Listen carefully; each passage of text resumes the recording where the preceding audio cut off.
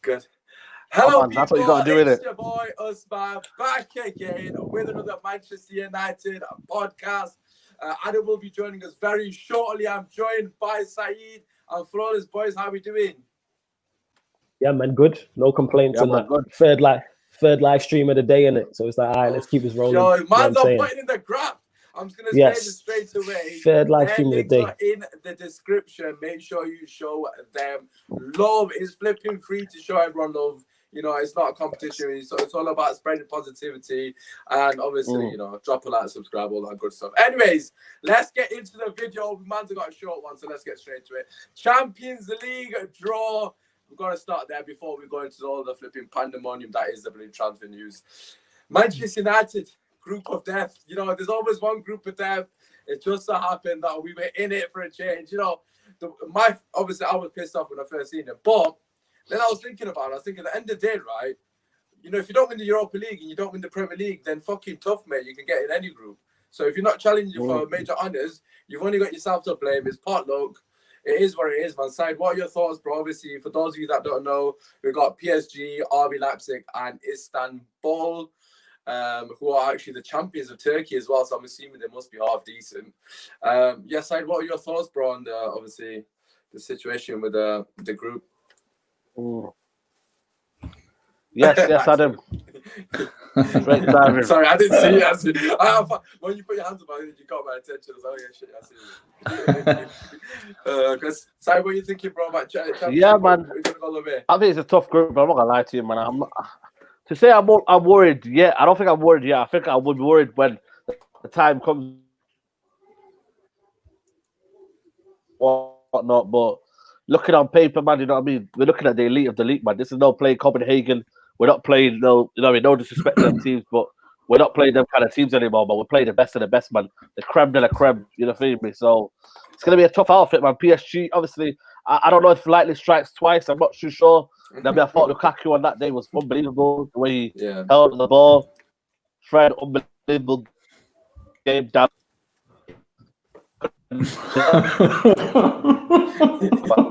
Sorry, you're lagging, you know. Your face keeps pausing. It's jokes. I love it. I thought it was just me. So he's not just lagging for me then. All right, calm. Cool. It's not mine. Anyone else think that Saeed looks like that cartoon character? It's like it's catching a fly, doesn't it? The funny thing is, I thought I was lagging at first. When I said to you, am I lagging? Yes. I thought I was literally about to leave and jump back in it. I just hit Saeed breaking it. I'm just gonna take him up before people screenshot the shit out of him. It's already happened. Yeah, I'm probably a bit too late. I'm sorry, Saeed, man. I should have protected you better than that, man. But Flawless, coming to you, bro. Obviously, it's quite evident what he's gonna say. You know, you gotta play the creme de la creme if you want to win the competition, that kind of thing. He's back. Flawless, come to you, obviously, why he's so disconnection. What are your thoughts, bro, on the group? Obviously, as he was saying, you know, you got to play the best teams to, you know, be in the competition in a sense. Yeah, that's true. Hey, Saeed, are you back with us? You want to get it off your chest? You back? I don't even know what's going on, but yeah. Anyway, you can hear. Yeah, you can hear me loud and clear. Yo, Adam, stop, man. But yeah, that's tickled me that. But yeah, as I was saying, yes. In regards to the group, tough group, yes. Group of death, I think is a bit strong. I think that's very strong to call it a group of death. PSG, we all know about PSG's abilities going forward. One of the most dangerous teams. One of the teams that will more than likely be favorites to win it. They're probably in top 3, top 5 of most people's. Like, they'll be there or thereabouts. Leipzig, good side, but all we have to do, it's not like we have to win the group. All we have to do, bare minimum, is finish second. So that's maybe why I'm calling it. Maybe it's my United bias, but I'm looking at it like, yes, tough group, but not group of death. We have the capabilities to get out of this group. No questions asked. I say it all the time, every time I'm speaking about Manchester United. Do I believe the manager's good enough? Absolutely not. But with the individual talent that we have, we are capable of winning football matches. Simple as that. When you have Pogba, Bruno, Greenwood, Martial, Rashford, add Donny into the mix as well. When you add that caliber of player and that caliber of attacking player as well, you're always going to be in with scoring goals and winning football matches. So that's why I believe if you look at like PSG's defense isn't the greatest. Their attack is phenomenal. I mean, Neymar, Mbappe, two of the best in Europe when it comes to attacking players. But in terms of their defense, it's not much better than us. You know what I'm saying? This is literally attack versus attack. It's like who's attack, because defensively, neither of us are that strong. So yeah, that's what I'm looking at. Leipzig, good side. But can we get, all we have to do is say beat one of them home and draw away from home, and we can get through. So I don't see all this doom and gloom. I think the transfer window and all the negativity surrounding that has seeped into this. That's not the worst draw we could have got. We could have ended up with a Bayern Munich and an Inter Milan. That's a group of death to me. I don't know what more that's you want though, Flan. Yeah, go on. I don't want to be playing Leipzig and PSG. You know what I'm saying? Like, it's Champions League though, fam. Because here's the thing. All right, let's put it this way. Say we drew Porto and Shakhtar Donetsk and somebody else, and we got through that group. The possibility we could draw a Leipzig or a PSG in the next round. Yeah, no, definitely. We're gonna play these teams eventually, so it's like, all right, let's draw them in the group, innit? That's how I'm looking at it. It's Champions League. This isn't. You said it, Saeed, before you got cut off. This isn't Europa League. There's no Copenhagen's out here. You know what I'm saying? It's like, right, let's get to it. It's a free hit. Sorry, last point on it. It's a free hit to me because we're under no pressure because nobody expects us to do anything. Look, fans of the United fans are talking group of death. You know what I'm saying? We ain't even going to make it out of the group. So if we make it out of the group, that's a success, isn't it? But that's my thoughts on it. Yeah, no, true. Yeah, I do agree, actually, now that you put it like that. We've already beaten PSG over 2 legs. Granted, we had a lot of luck on that night. But we can definitely beat them again. Look, Man City lost to Lyon last season. You know, there was a lot of shocks in the Champions League in general. It just depends on how you set up. I agree with you. I don't see why we can't beat PSG. To be honest, our midfield is absolutely fantastic. You know, Pogba, Bruno, Van de Beek, Matic, they all turn up on a day. We could beat anyone, really, for me personally. But Adam, what are your thoughts, bro? What do you reckon? Champions League group, it could have been worse, mate. It could have been worse. Yeah, you look at it, you go, the ultimate fear is that, you know what, we end up back in the Europa League because the Turkish side, is it Istanbul, Bastanşehir, something like that. I don't know how to pronounce it. That's why I've just said Istanbul. I've just left Bastanşehir. I mean, they won the Turkish league last season pretty much because every other top flight Turkish team had a complete meltdown, and financially that league is completely up in smoke. It's up for anyone to win at the moment. So it goes to show the fact that they lost their first 3 games this season says everything, and 2 of them games were against newly promoted teams. So there is a whipping boy in the group.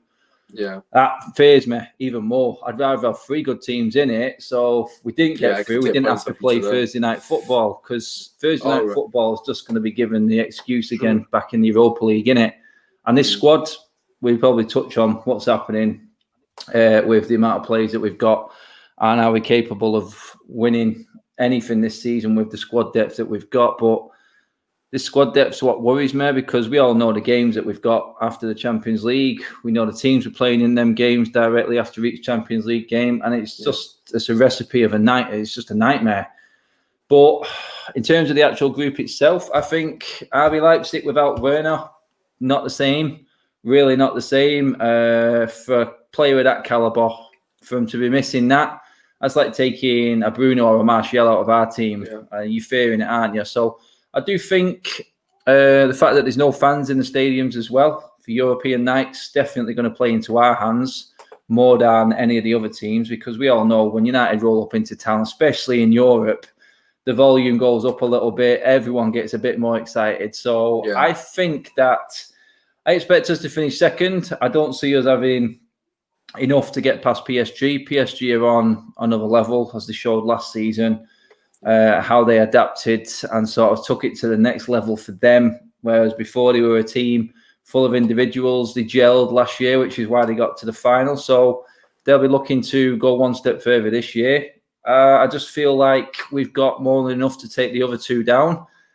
That all depends on how Ollie approaches the season, though, because you've already heard Mourinho specifying which competitions he wants to play for and which he wants to be in. Any normal manager or any manager who has any credibility would be looking at it that way, because there is no way with the timescale that they're trying to squeeze this Champions League in that you can be fighting on all scales. So is Ollie prioritising a trophy for his cabinet?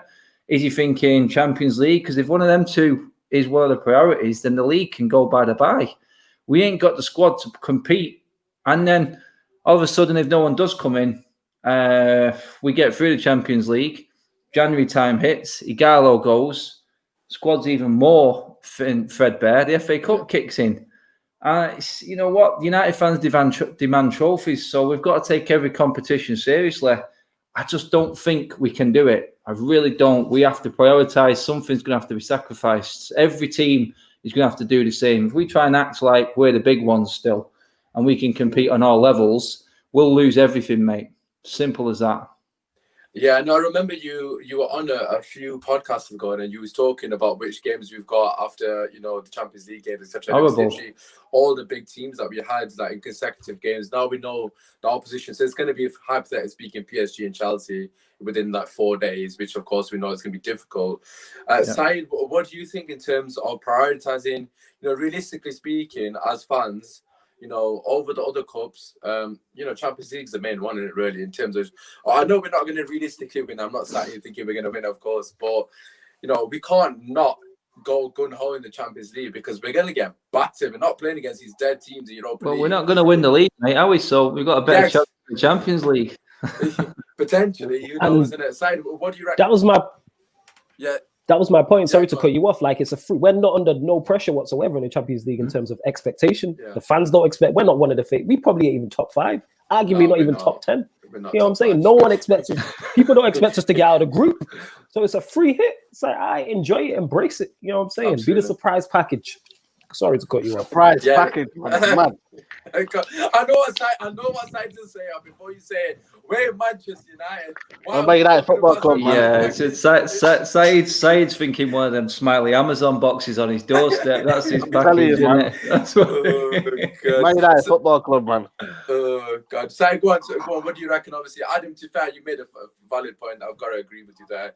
Our squad has not got the quality to compete on all fronts, has it? Let's be real. They have to back him, man. As much as I don't think the Ollie's the right man, I'm there to support Man United, mate. You know what I mean? And I feel like we can't suffer together, man. Like, we've all got to do this on a wavelength, and I feel like if we don't back this guy, and we're playing the likes of, we play Chelsea and Arsenal and them running, Everton away. They got what's it called? I think it's Southampton and West Ham away. West Ham. There's a lot of games there, and I'm thinking, wow, back to back. We don't have the squad to play McTominay and Fred in a Champions League game, or McTominay and Fred in the Premier League game. They're doing it in Paris already, Saeed. Come on. I think that was a one-off, man. I'm not lying to you, man. That was a one-off, man. That was a one-off, mate. That was an absolute one-off. And I know people are talking about it, but I just feel like Lukaku had an unbelievable game. Dalot. I remember Bailly was at right. We could have. The game could have been done and over if Bailly stayed at right centre back in a back three. So I'm not gonna discourage it, and I'm not gonna say, you know what I mean, it was a fluke, but we deserve that. There was a wave of Man United feeling that got us there. What I'm trying to say is, it's a new feeling of, I just don't think we can cope with the squad wise, and it's almost a case of getting battered in the Champions League. Like Tottenham, the way Tottenham got disgraced by Leipzig, I feel like that will happen to us, man, because we don't have the right structure in place to play two teams. Yesterday we played against Brighton, but he only just took when Pogba came on and Raft come on to wrap up the game. He only just took Van der Beek to get up another level during the game. I just don't see the cohesion in the two teams to go again. But the problem is, we don't have any options, but we should have bought 5 players this summer. People were laughing at me when I said we need to spend 250 million. Chelsea done it. Why can't we do? We got more money than Chelsea. Man United, the richest club in the world, man. You know what I mean? But it's like, we can't spend it. And it's like we're dilly-dallying around with Sancho, which, for me, if you don't come on Dembele, you might as well write off the Champions League altogether, mate. I might as well not watch it, mate. I really no point watching it, because Champions League is all about bringing players off the bench to make a difference. You look at Bayern Munich. They brought on Coleman for the final. Done a job. Tolisso, Coutinho as well. Hi, Saeed, let me ask you. If we did say, for instance, we did sign Sancho and Telles, do you think what does that change in terms of what you think we can do in Champions League? We need a centre back. I'm asking. Okay, so say for instance we did sign a centre back as well. Then what? Then you'd be happy about it. I think it's it's Christmas then, isn't it? You know, feel me like everything's all good. Oh, You're mate, saying, all right, give me this. Then you say, give me that. I'll take anything, bro, flawless. It's like being let out of lockdown, that mate. It's better than Christmas. That's what it is. It's like being able to go to the pub without having to press a button on an app to get a bastard drink. Oh my god, seriously, man. No, man, I just say that the transfers now. It's like Romano's talking like United are bringing in 3 players. No, I can honestly say now, I ain't got a clue who them 3 players are. I reckon it's one. I really don't know. Did you see the report earlier about Tellez and how far behind we was with that bid? Why did you see it? I didn't see it. What happened? I didn't see it. We've not even bid 10 million for him. Wow. United's bid is under 10 million for Tellez. That's why we're miles away. You're paying only 7 million a year. You're telling me you can't pay fucking 20 million for a player. That's Tellez. No, it's an embarrassment. Porto are taking the Dortmund stance now. They said unless the bids come in, the bids are right, then Tellez plays for Porto next season. It's this season. It's simple as that. And man, I don't know who these players are because I don't want Dembele. It's a no-go. Well, let's go through some of the players then, Adam, because obviously we've been linked to quite a lot of people. Yeah,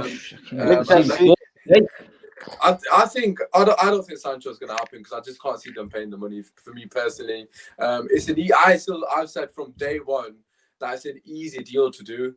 Like, you just can't put the money down because at the end of the day, they've said from day one. It's so funny. When you get random sort of notifications on your YouTube because someone's liked a video from back in the day. I got one. Someone liked something on a video that I did 3 months ago. No benefit, is it? Yeah.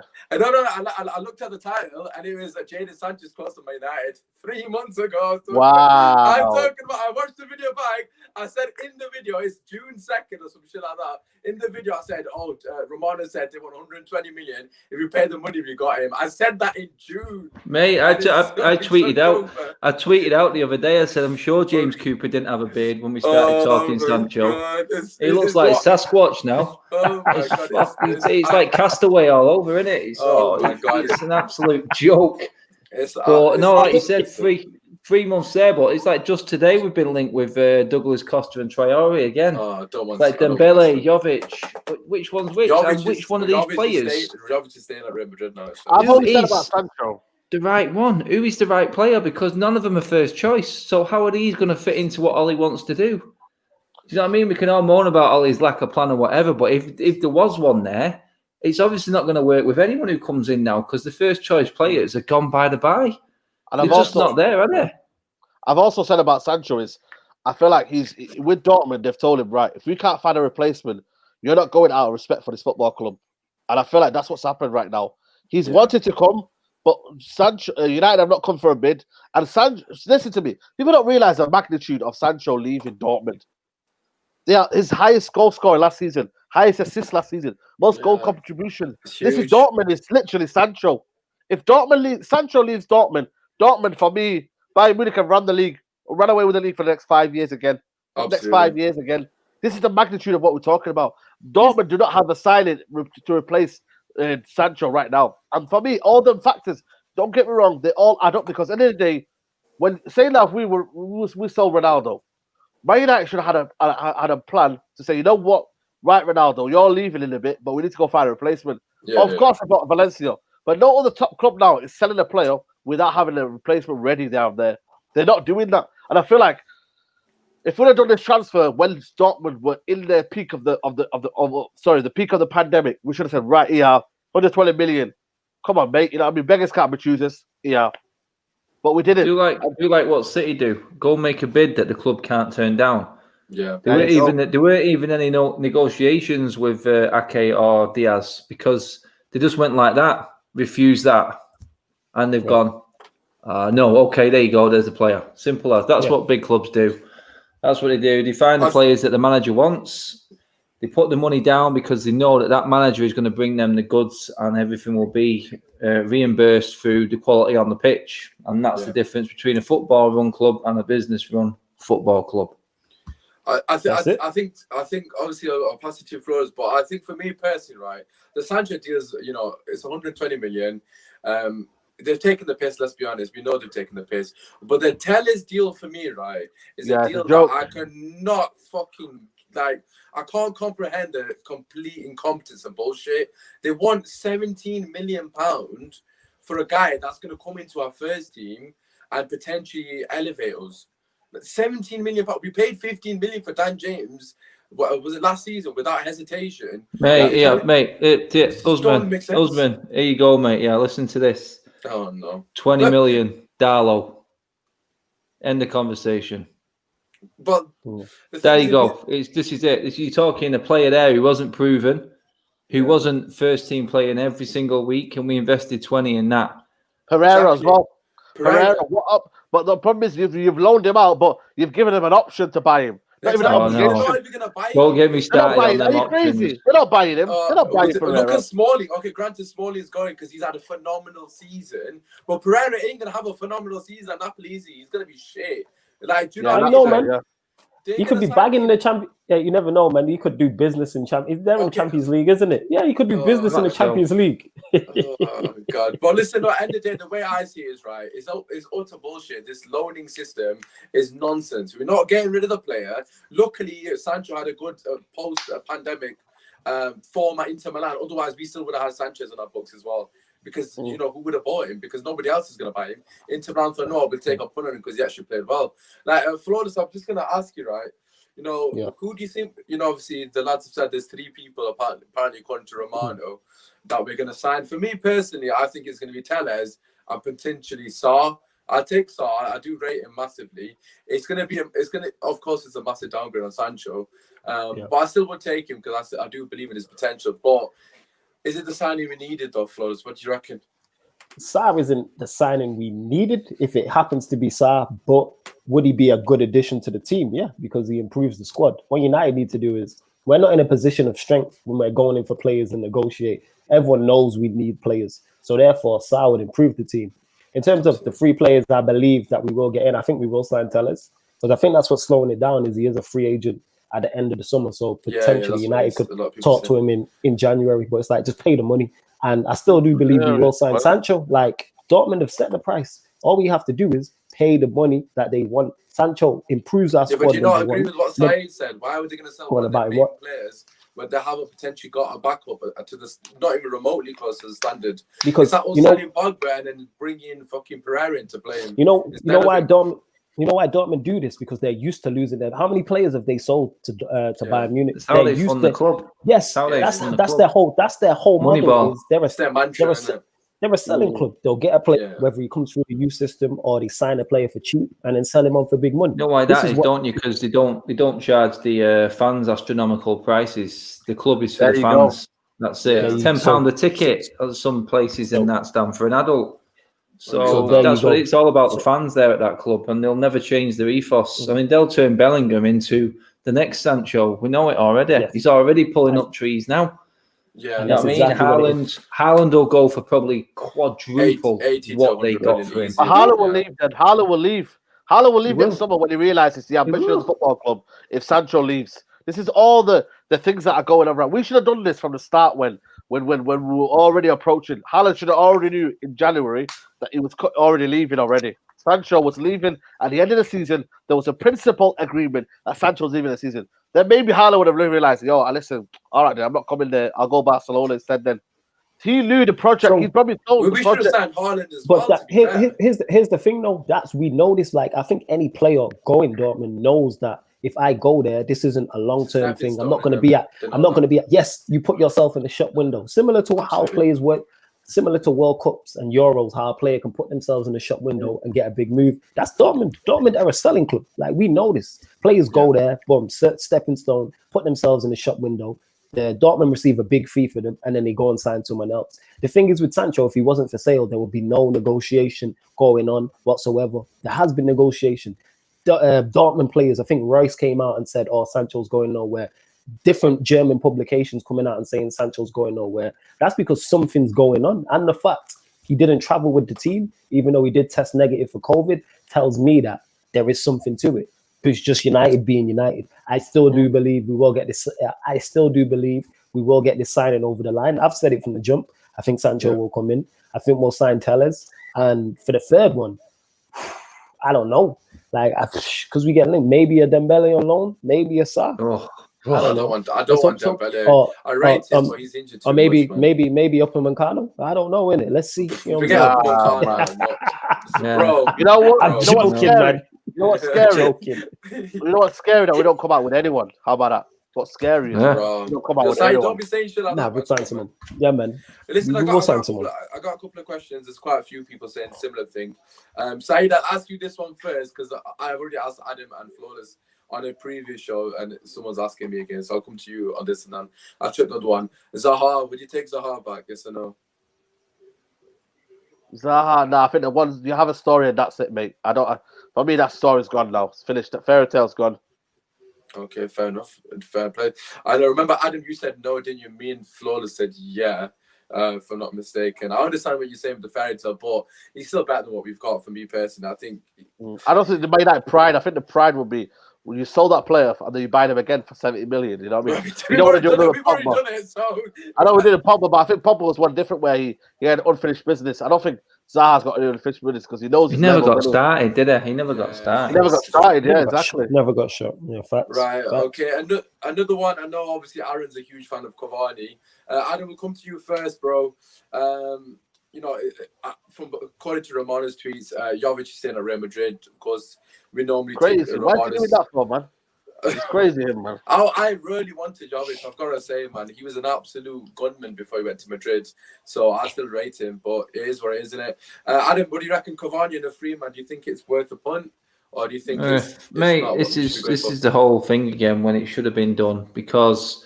I said Cavani, and everyone knows who watches me on my channel. I said I'd take Cavani. We need a striker. Getting done at the start of the window. The fact that we're in the last 4 days of the window now is just a straightforward no to me because we're just going to get our pants pulled down. Anything now, unless it's someone who we've been linked with, it's just desperation. Saeed said then, imagine if we don't get anyone. Or if we don't get our targets, you know what? I don't want anyone. I'd go without anyone, mate, because this is what United do. And this is why we're looking at loans instead of actual buying. We don't want another Falcao and a Di Maria, players who are just going to linger around, Schweinsteiger, Schneidlin, all these players, Rojo, big wage players. This is why we're looking at loans now. You know what? United have actually finally realised what they've done wrong before. But it's too late. It's too late. We're already deep down in all this cards. You're talking about Phil Jones there a minute ago. He's just been lingering around for years. We're finally getting rid of the players. Yeah, I know. We're finally getting rid of the players, albeit on loan, with options to buy. I hate that word as much as Saeed does. That just does my head in because they're not going to buy him. Exactly. And you know what? We're living now in an age where we're dealing with the mistakes from yesteryear, from when Moyes started, from when Van Gaal came in, all the scattergun signings that Ed Woodward made. When they give it the big one, we can sign this, we can do this, we can buy this player. Well, it's a level playing field now, and now we've been left with the shit. And no one wants it. No one wants it because they know they'll look at it and they'll go, "Why is Ollie not playing these players?" Well, if they're not good enough for Ollie, then why the hell am I bringing him into the team? Why am I buying this player?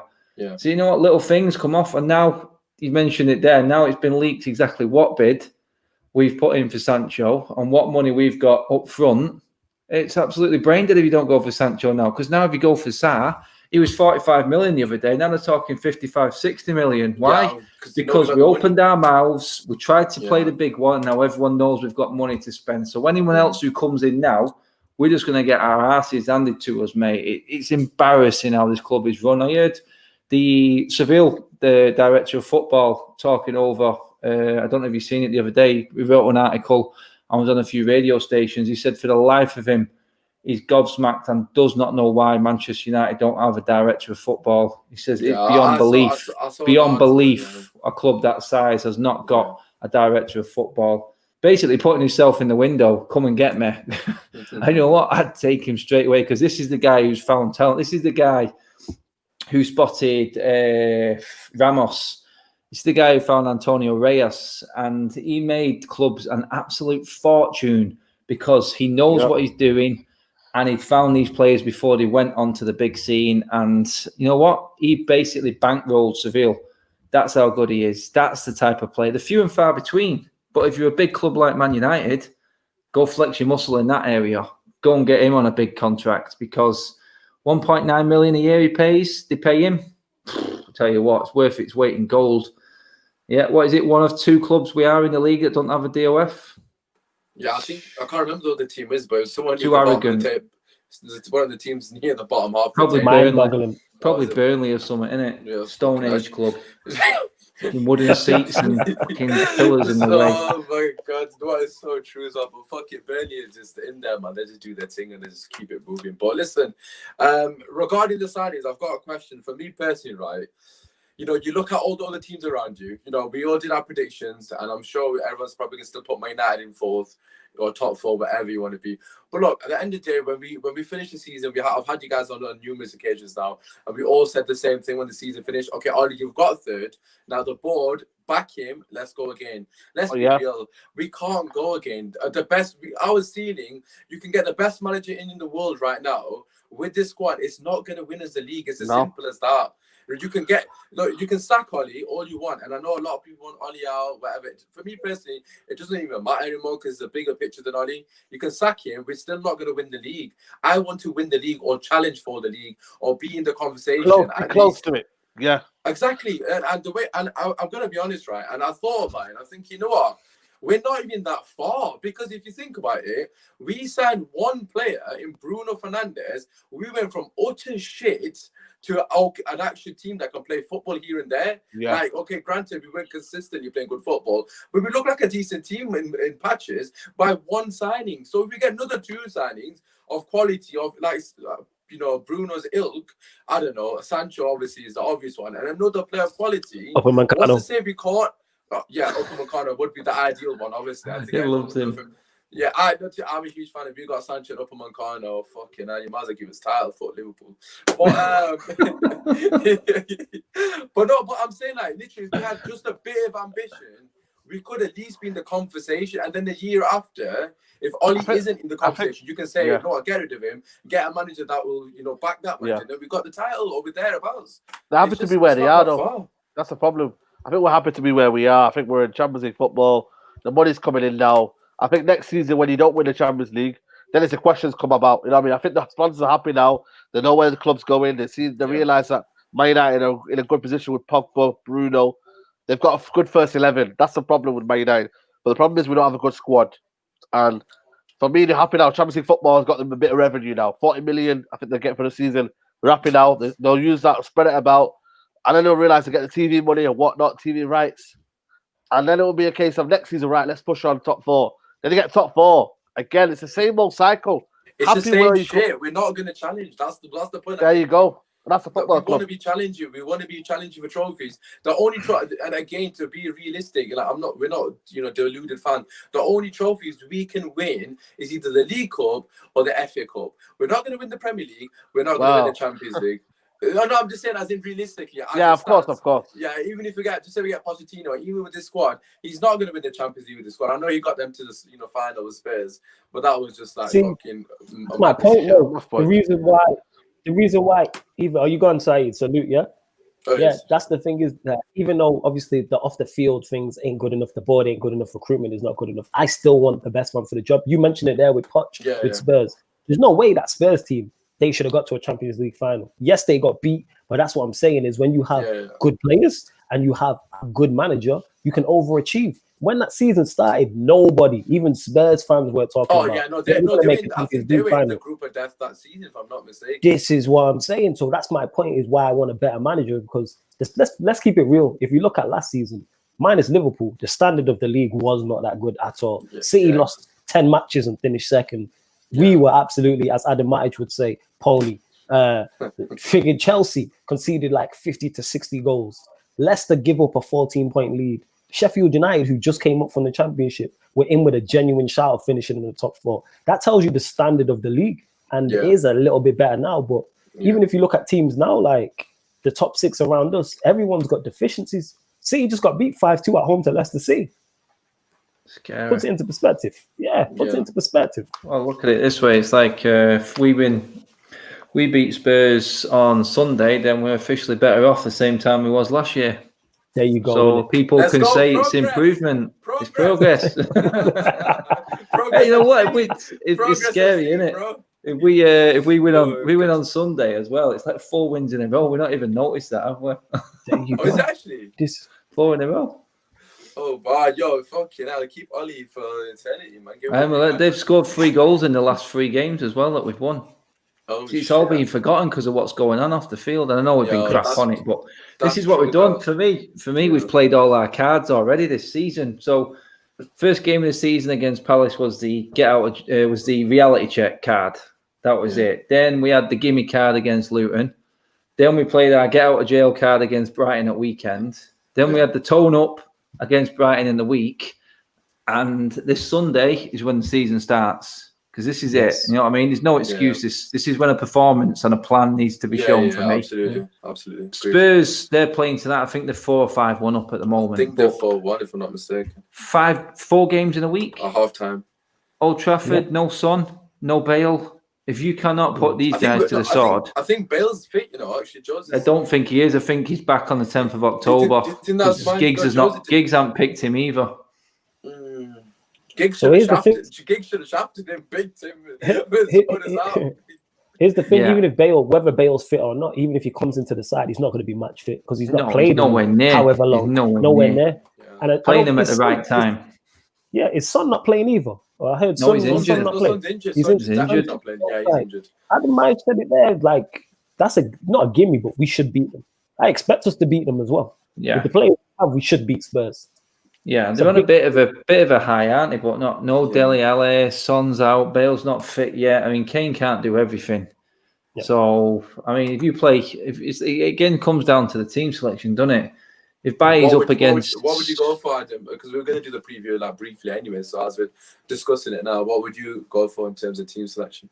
Henderson and Bailly come into the team for me. Everyone knows how I feel about that. Straight out, okay. I don't care. It changes the whole look on the defence. It really does. Bailly's perfect sweeper for Harry Maguire. Yeah. To be fair, looking at that, there's probably Bergwijn who's got a bit of pace in that forward line for Spurs, and that's it, innit? I mean, so Mora's fairly quick. I wouldn't say. I think he's nimble-footed, but he ain't no Son, is there? You know what I mean? He's definitely not Son. Yeah. So it plays into our hands, but I mean, why is Bailly not playing? This is the thing. He's playing as well as Lindelof. I think I was hoping that last night's was a bit of an audition for which one plays alongside Maguire. But Henderson has to start for me. He just talks the talk, walks the walk, and is he ever going to get a shot? With De Gea's there, this is the problem that Ollie's got. It's like, will Eric Bailly ever come into the team because he's got his favourite? You know what I mean? Will he ever drop one of the big guns? Has he got the Troy Deeney's to start dropping the guns and play the best team? I like that. You know what I mean? The Troy Deeney's. That's what it is. But it's like you said, this was the problem that England had for years. The reason why the golden generation did not work is because we didn't play the best team. Absolutely. We paid the best players and we tried to shoehorn Paul Scholes into a position that he doesn't play. Yeah, you know what I mean? You can have too many cooks in the kitchen, can't you? And this is what we've got in midfield. People are looking to try and squeeze everyone into that team. It's like trying to make Scott McTominay a holding midfielder. No, it's not happening, is it? It's not right. It's trying to find a place for Van der Beek while Pogba and Bruno are on the pitch. No. Not in this game. There's a game where that happens, and there's a game you can play it. But right now, where we're still trying to find our initial system and way of playing, it doesn't work. So play the best team. De Gea, someone said to me, you cannot put 350 grand on the bench. Shut your mouth, you stupid clown. Get on the bench because I don't care. I do not care if you're on that much money. I'm all about winning games. And this is what the manager has to realise. If he doesn't start doing this, he'll be out the door and all them players will be laughing again at a new contract with a new manager. This is what we're doing. When a manager stands up to these players, finally, I mean, Jose did it, but Jose did it all in the wrong way. He did it the wrong way, though. Yeah, he did it total wrong way. He outed him in the press. Now, Ollie doesn't do any of that, which is good. He's got that part of it right. But his team selection can say so much rather than talking out in the press and doing stuff. A team selection can say so much. And I said this season, this is my judgment season, Ollie. I want to see things different. Crystal Palace was exactly the same as last season. There's no excuse for that game. We got absolutely battered by Brighton. We got away with it. At least he admitted it. Yeah, but I do feel that if he plays them plays that I said, if he puts maybe a Pogba on the bench and plays a Van der Beek, plays Bayer, plays Henderson in goal, it makes a statement to say, I'm in charge. It's as simple as that. And you know what? Look how fit Pogba looked when he came off the bench, how much sharper he was. He obviously needs time to come and roll him in nice and easy, nice and gently, because he's not fit. He's the one player in the squad who had COVID, who couldn't do anything, train or anything properly. So why he keeps starting him is beyond me. So he got it right last night, Ollie. He did. He was solid. He said, let's just stay in the game, try and nick a goal, and then we'll bring on the cavalry and wipe them out. And it worked to a T. But he has to be able to adapt his formation and his rotation of squads. Otherwise, he's going to end up like last year. And if everyone's happy with Juan Mata playing all the time because he had one good game against an half-string Brighton, and everyone's happy with the same team playing every single week, then, yeah, 4th and 5th is for you. But like you said, Usmaan, mate, we want to be challenging for the league. Absolutely. And the only way you challenge for a league is you've got a strong man running that club, running that team. You look at Klopp, buck lies with him. No one even dares stand up and said anything against him. Same with Pep. You know what I mean, mate? And you're looking at Arteta, he's doing the same thing at Arsenal now. Ole, I just don't think he's got full control yet. The sooner he realises the position he's in, sorts his backroom staff out, picks and changes players when they deserve to be changed, and someone else deserves to come in, he'll go a long, long way. But he has to just get back. This is his biggest challenge. This is what I always said. Getting the players in, getting the right players in, but making sure he's not afraid to change that team. He can't be so stagnant with it, even if he has to mix in some of the so-called poorer players here and there, just freshen it up and don't burn the players out. You've got to mix the squad up. There's no way you can just play the same as we already know. I've got to say I agree in terms of the Bayer selection. For me is an absolute necessity. You know, I don't see how he doesn't start. He's had 2 games. Okay, granted, like you mentioned, against weaker opposition in a sense, but he's been absolutely phenomenal. Even in that game yesterday, I thought Lindelof was a bit poor for me, personally. I don't think it wasn't poor overall, but I thought there was still like errors in his game. And then Bayer literally was covering him every time Delo got skinned on the right wing, but who came across and mopped up Bayer with a 2-4 challenge as well, beautifully timed in the box as well. You know, the guy, obviously, Mope tried to come across, shepherd him out, no hassle whatsoever, no nonsense as well. You know, I would assume as a striker going next to Bayer and Lindelof, which one you'd prefer to go against? Because it's definitely not Bayer, because Bayer might kill you if he gets the opportunity, and Lindelof might just shepherd you down the wing and think, oh, let me just make sure he's okay. You won't hurt him. I said it, mate. I tell you what, when there's a ball, you're 1-0 up. Yeah, scenario, you're 1-0 up. You're clinging on. You're going into the international break off the back of 4 straight wins, and you've turned around the bad start. Yeah, you got a break now, international duty. You're 1-0 up, injury time. You've got a corner or a free kick coming in from Spurs. What goalkeeper and what centre half do you want in that box of yours? Tell me right now. What do you want? Because we're not denying De Gea's shot stopping qualities. Yeah, Henderson was a lot more commanding though. I felt he comes off his line. In the game. This is it, mate. This is it. If your goalkeeper's calm, your defence is calm. Yeah, he was good at passing out as well. To be fair, they passed out a lot better. Which was nice. He's better on the ball, mate. He looks it. Yeah, there's bigger challenges to come, but how are we going to see him get given a chance for these challenges? You know, this is a guy who's actually come out and said he thinks he's going to be the best in the world. Well, you know what? You never know. You never know. Players like Ronaldo have that attitude. This is what you've got. When there's a player this confident in his own ability and there's no doubt in it, then it's a no-brainer. Just put him in and let's see what happens. Because you can't. You could be sat on an absolute gem. Yeah. Flawless, what are your thoughts, bro? Obviously on Bailly and Henderson. Obviously, we'll talk about Pogba shortly because there's quite a few comments regarding Pogba. But what do you reckon, Flawless, on what Adam has said? Yeah, in terms of Bailly, we all know that not only is Bailly the better defender than Lindelof just in general, he's just a better fit for Maguire. He's clearly a better fit for Maguire. His pace getting across. Yes, we played against Brighton second string, but there was a time where one of the Brighton players broke down in towards his side and Bailly. Bernardo, I think it was. That was it, Bernardo. And then by his pace, he's not only has he got across and dispossessed him, he's also got the foul as well because he's quick. He has that recovery pace. He beat him to the ball as well. Yes, he did it again against Luton in the Carabao Cup round before that, but it was over the other side. The ball been tipped over. I think it was Maguire, and he's managed to run over and clear that out. Lindelof is just not fast enough to get there, or if Maguire's there, he's not.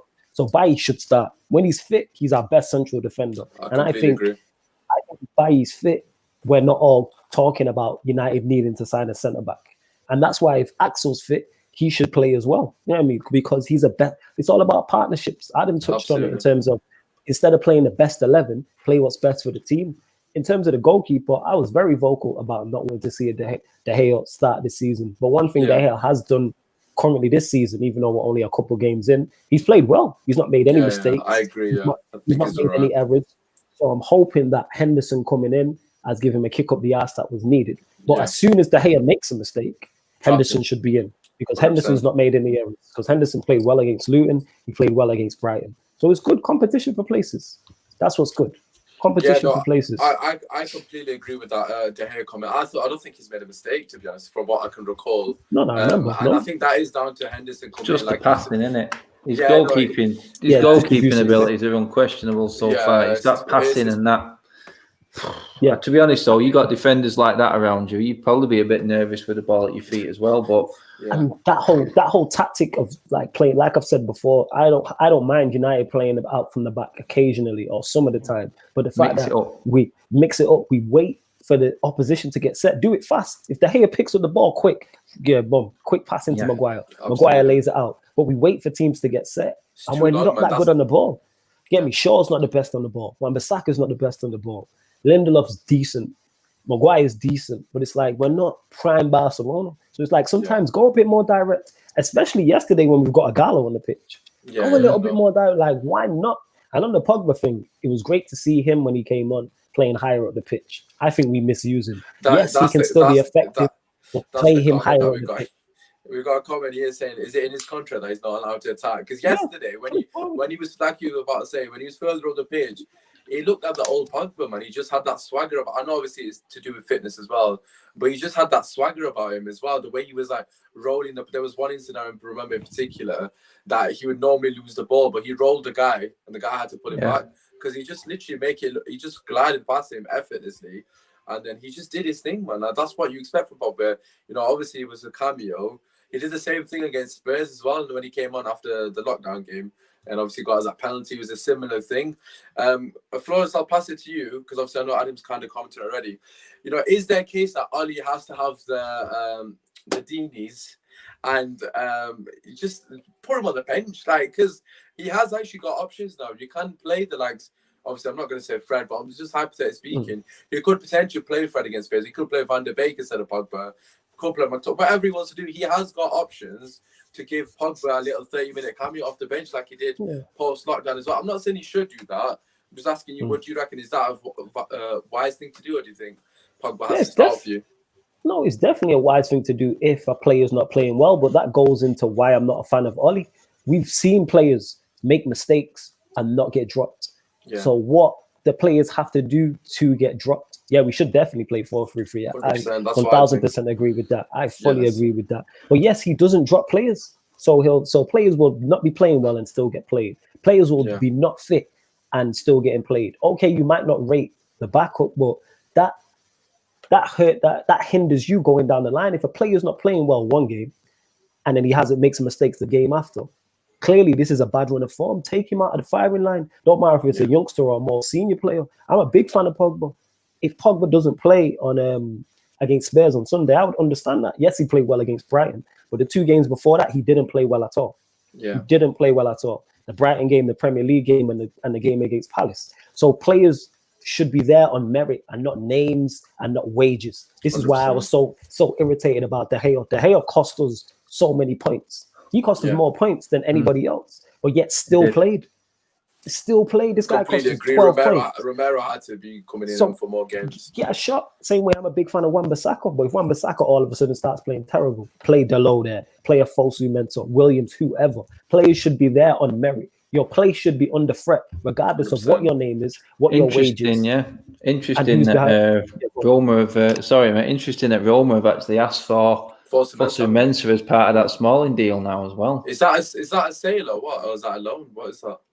I don't know. I think they want Fosu Mensah as part of a deal. I'm thinking, well, I'd expect to see at least 30 million for that deal. Then, if that was the case, bro, and put that on Sancho, please, man, get it the fuck on, man. It might be that.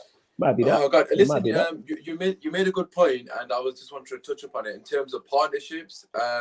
You know, football's all about partnerships. Obviously, you talked about the sense about partnerships, and in terms of complementing each other.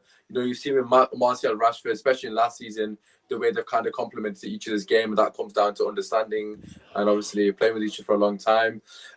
Let's talk about the right side partnership first, and just the wings in general, because on the podcast that we did yesterday after the game, we did like a one good, one bad thing, and a lot of the guys said the same thing for the bad, which was the fullbacks. There doesn't seem to be any partnerships with the wingers. Obviously, I know Luke Shaw has some form of understanding with Rashford, and they do have something because they've been playing with each other for a long time. But even then, it just doesn't seem like it's as cohesive as I'd want it to be moving forward. It's like it's not second nature to them, which is surprising. I don't know, what are your thoughts on the fullback and the wing situation in general? Because I totally get that. The problem is we haven't got wingers. We don't play wingers. When was the last time you can remember someone crossing the ball and someone getting their head on it? We don't play them. And you can listen to Ricky spiel all his crap out that he does over on United Stand, and he was doing it again last night regarding James. I'm sorry, Dan James. I didn't see the show. Please tell me he was not praising James. I beg. Mate, the exact words were, the reason we look better in shape and won the game was because of Dan James. No fucking yes. I rated him 2 out of 10 yesterday, I think, or 3. I can't remember. It's pointless, mate. He doesn't do anything. I forgot he was on the pitch. Generally forgot. Not even taking the piss out of him. When you can drift out of a game like he did last night, you're right, Usmaan, mate. He literally drifted out of the game and offered us nothing. He might as well have not been there. He was just ridiculous. But we don't play wingers, so it's pointless playing him. And unless you change the system. Yeah. And this comes down to the manager then again. That's exactly so you can't blame everything. Well. You can't blame James for everything. He's an out-and-out winger, and we don't play to his strengths. We ain't got proper centre forwards. Yesterday, you look at it yesterday and you go, you know what? Darlow, James, crosses of the ball, Igalo, and we just didn't play to it. We played nowhere near to it. We didn't cross it once. We got to get one opportunity to head the ball like in the box. And that's key. You need instructions. That's what it is. But then, like you said, that comes from management. I know because Dan James, yes, he does. We know he lacks ability, but to me, his confidence looks shot. I don't remember him doing anything in a positive manner. I don't even remember him picking up the ball. This is it, and even dribbling at somebody. Flawless, you can tell his confidence is shot. Flawless touched on it there. Is it any coincidence that the players that Ollie have bought have been the marquee players? Are the ones that have just got natural ability that don't need the coaching? Because you look at the Aaron Wan-Bissaka's young lads, first big team, Dan James, set off like an house on fire. You know what I mean? All buzzing, but look at the drift. They're not being coached. The confidence is shot, like Flawless said. If we had, say, a different manager in there, would we be getting more out of James? Would we be getting more out of a Wan-Bissaka? But he'll get a lot out of Bielsa at Leeds if he goes there on alone. Well, there you go. This is the difference. If he can go to Leeds and Bielsa can get a tune out of him, what does that say about us and our coaching setup? Because we've seen a player go from being our leading assist and leading goal scorer at one point early last year to absolute wilderness and a ghost last night. It just looks like a lost soul. And you know what? How that happens, you can't just throw a player in and say, go on, get your form back. You've got to do something for him. You've got to make something happen for him on the training ground. He needs the help. Yes, he needs to be assisted. Like you said, young player, first at a massive club. You've only played one season in the championship. I'm not saying Dan James will be a world beater, but he can be effective. As we've seen, we started off, but he needs assistance. He needs help. You're coming into a team that isn't consistently playing well either, so that doesn't help. You can tell I feel for him because his confidence looks shot. I don't remember you picking up the ball, and even that was one thing you always did was, he just gets his head down and run. He didn't even do that. He didn't even do that. No, he didn't. I don't know what his best attribute has been figured out, and everyone knows how to play against him.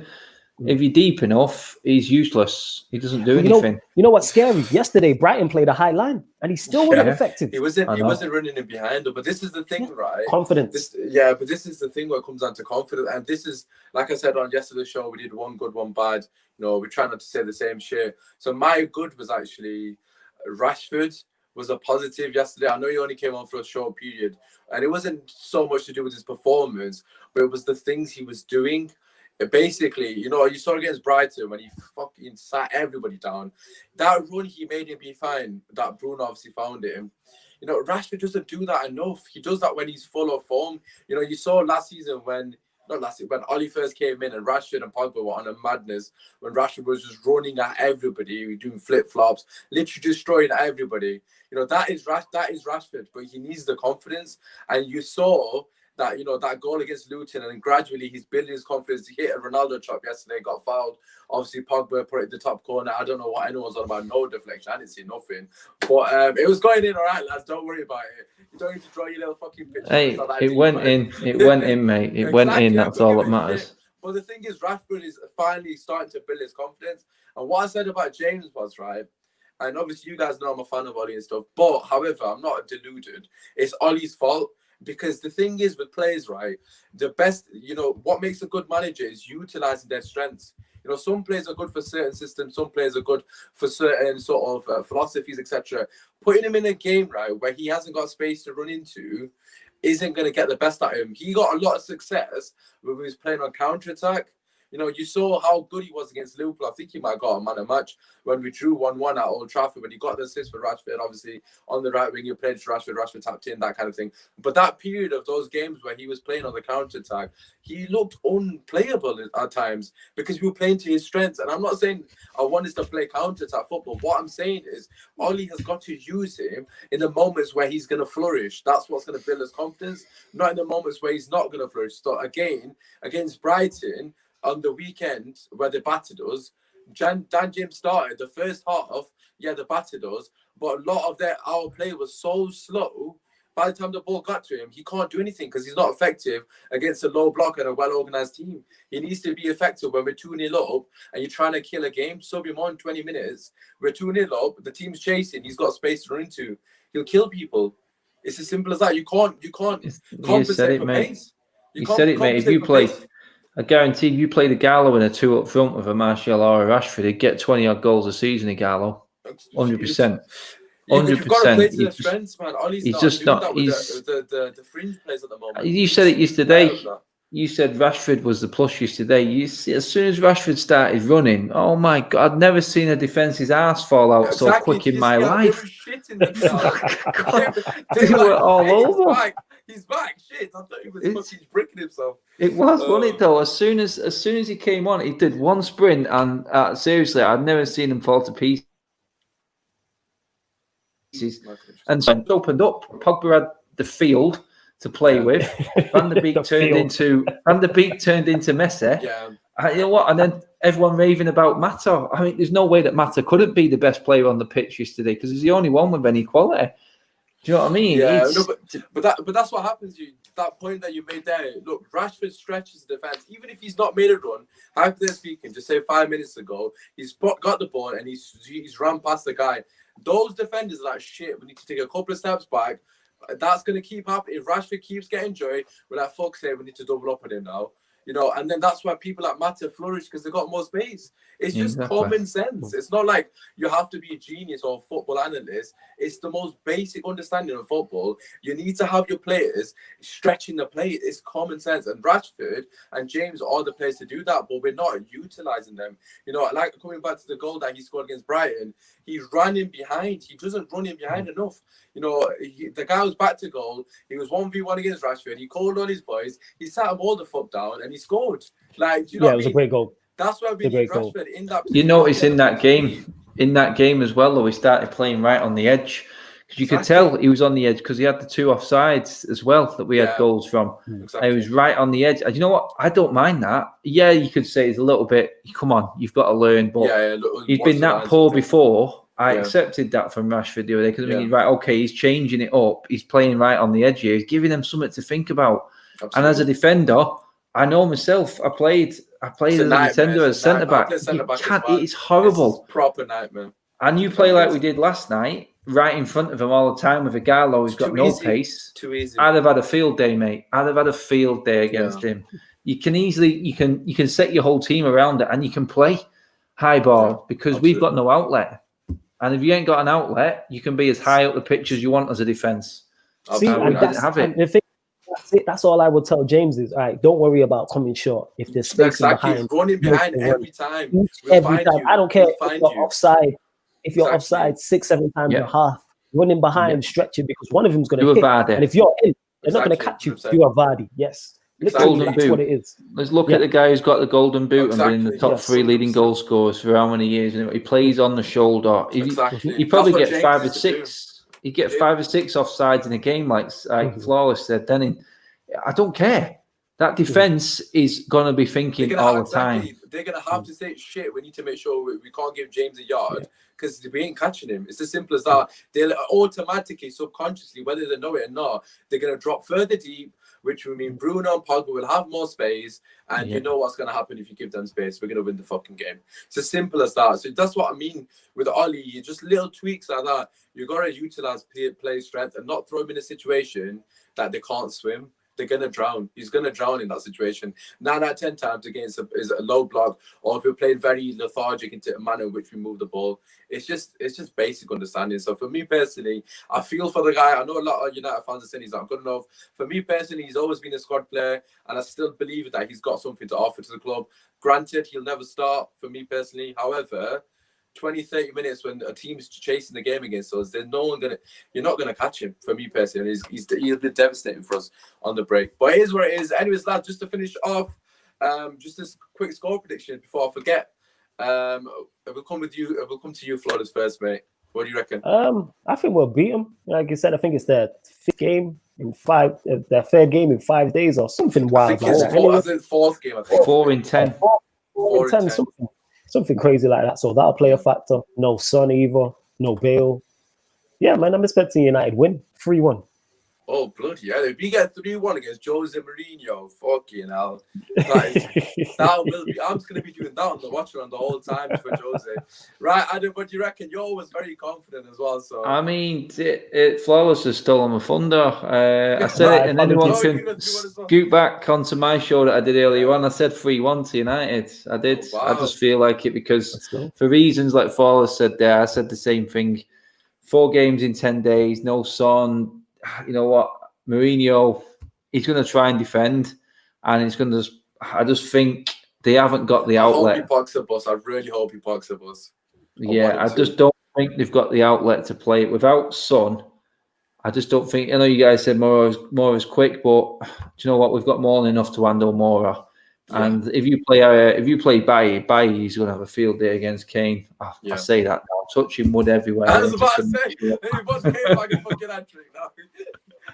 I know. I'll come back on and I'll hold my hands up and say, I know shit. So you're going 3-1 as well? 3-1 as well, mate. Yeah, I like it. Fair. You know what? I think because they're so fatigued, we've got someone in East and 3-0. Okay, why is everyone so confident? I'm not confident still. Mate, we scored 3 goals in the last 3 games. We make it 4 in a row. Oh God, I wish that would fucking be beautiful, especially against Jose as well. I'm gonna say 2-1, just because we're too unpredictable. I'll be honest with you. I do think because of their fatigue and the fact that Son's not fit, we should win this game. But it literally just depends on which team turns up. If we turn up and play to the ability that I expect us to play at, then I think we should beat them because surely they've got to be fatigued, isn't it? A lot of the same players are playing. I know they've got substituted off against Maccabi Haifa or whatever they're called, but they're still going to be fatigued, man. They're only human beings at first. They've played 3 games in 6 days, man. It's an absolute madness for me personally. But listen, I just want to say a massive thank you to our guests. As always, obviously, Saeed was on as well. If you missed it, make sure you show love to all of them. Their YouTube links are down below. I've actually linked their YouTube now, so I made it flipping piss easy for you. Click on the link and go subscribe to the channel. No excuses. It's free. Make sure you drop a like and show love to all of us, obviously, the United community and all that good stuff. Apart from that, it's been a pleasure as always. I've been your host, Usmaan. and we'll catch you tomorrow for another preview. Peace.